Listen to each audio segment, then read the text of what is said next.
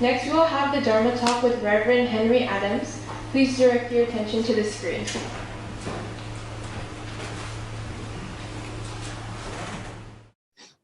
Please join me in Gasho.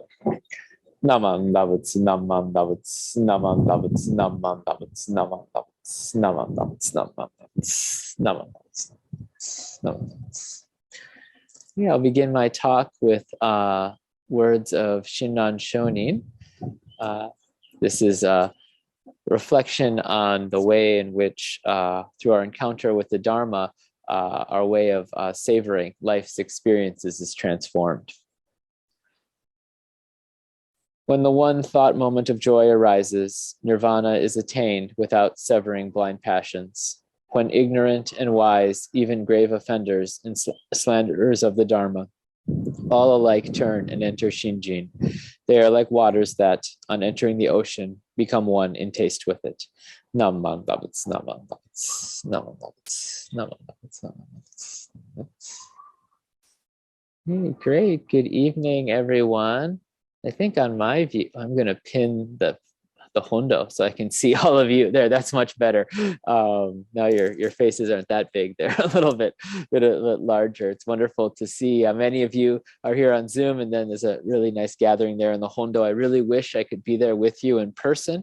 I'm actually isolating with my family. Almost all of us caught COVID, and so we're mostly recovering now. But I just wanted to be extra safe, so I'm joining you in this way. And I want to begin by congratulating the graduates for all of their wonderful accomplishments and for making it through this journey. And I wanted to thank Kayla for her very thoughtful and moving reflection on the way in which BCSF, the church, and also these groups connected with the church have been kind of a touchstone for her throughout these past few years. Excuse me. The first thing that really struck me about her talk was she talked about how when she first started out in the YA activities, her main focus was to be first to get to the snacks and the sweets. And that sort of resonated with my own experience, growing up, different activities I did. It was often, the thing that was getting me there and keeping me motivated was to enjoy the delicious flavors of, the various cookies and the sweet things. And I think, as we're young children, our favorite flavors are the things that are very sweet. Right, that one single flavor of the sweetness is what really attracts us. If you think about kids, like one of their favorite foods being like cotton candy, which is just pure sweetness, right? And we're drawn to those delicious flavors, the sweetness, the saltiness, the richness, those flavors. And as we experience and grow, of course, we naturally encounter the other flavors, the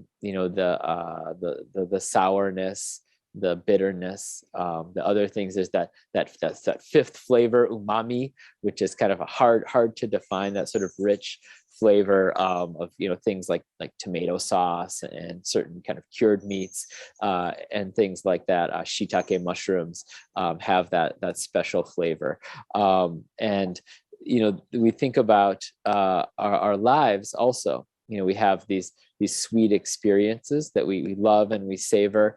If you think about a sporting team, you long for that sweetness of victory, but then sometimes you have the bitterness of defeat. And I was really inspired to hear the story of, the parent who brought the team then to they get the boba, and so they could balance that, that bitterness of defeat then transformed and colored with that sweetness of spending time together and joining with each other, and to come to savor all of life's various flavors and experiences. And so, there are flavors you can get anywhere. You can get the sweetness of victory on, any basketball court, any ball, baseball, softball diamond.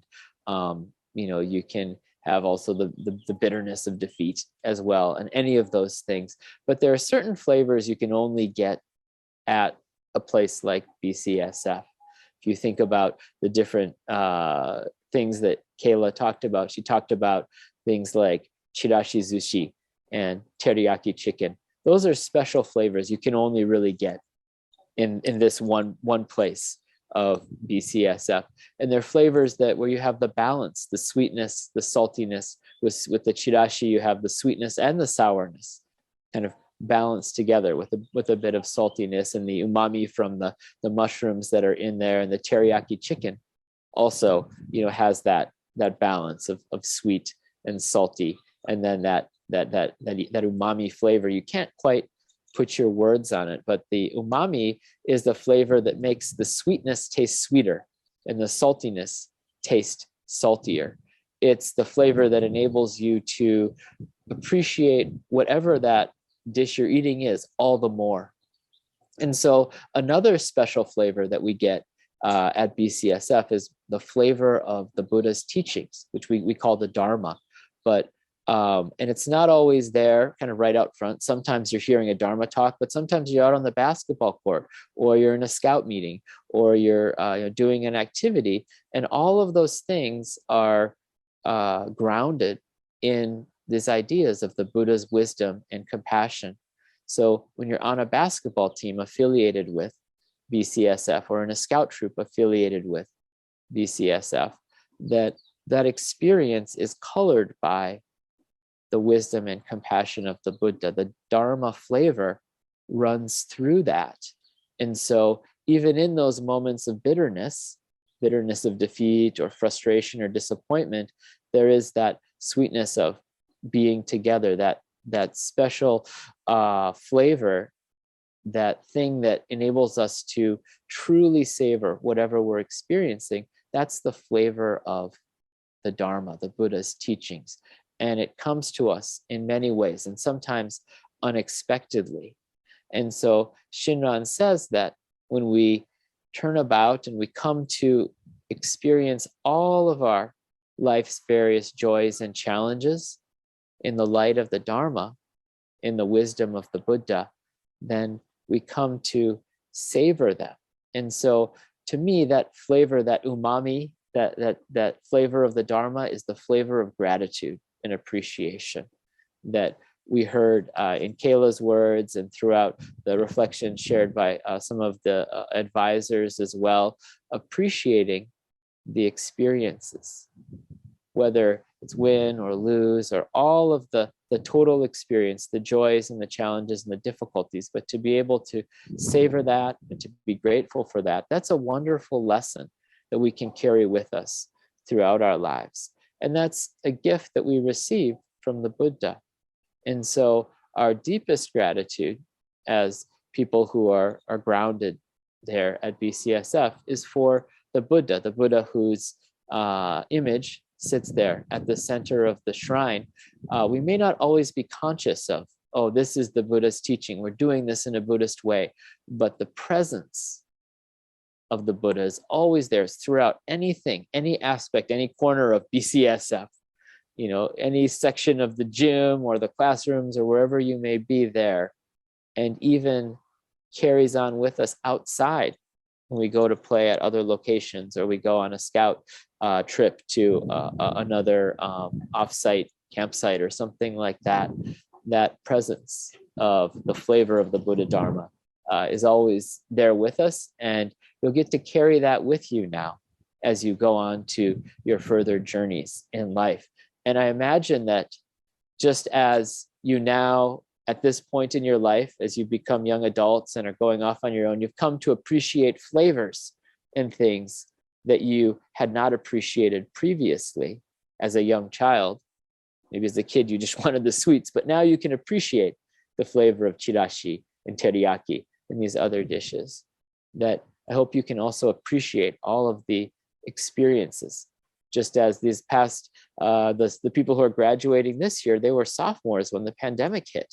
So, half of that high school experience was in this kind of weird transition. You've gone right through it and beginning to come out the other end. And I think you've come to really be able to appreciate the whole breadth of life's experience. I'm sure there have been disappointments and frustrations, but also now this sweetness of being able to come back together in the Hondo. So I congratulate our seniors once again, and I hope that you'll be able to carry this delicious flavor of the Dharma that you've savored at BCSF with you in the coming years. So in conclusion, I invite you to join me in Gassho. Namo Amida Butsu. Namo Amida Butsu. Namo Amida Butsu. Namo Amida Butsu. Namo Namo Namo.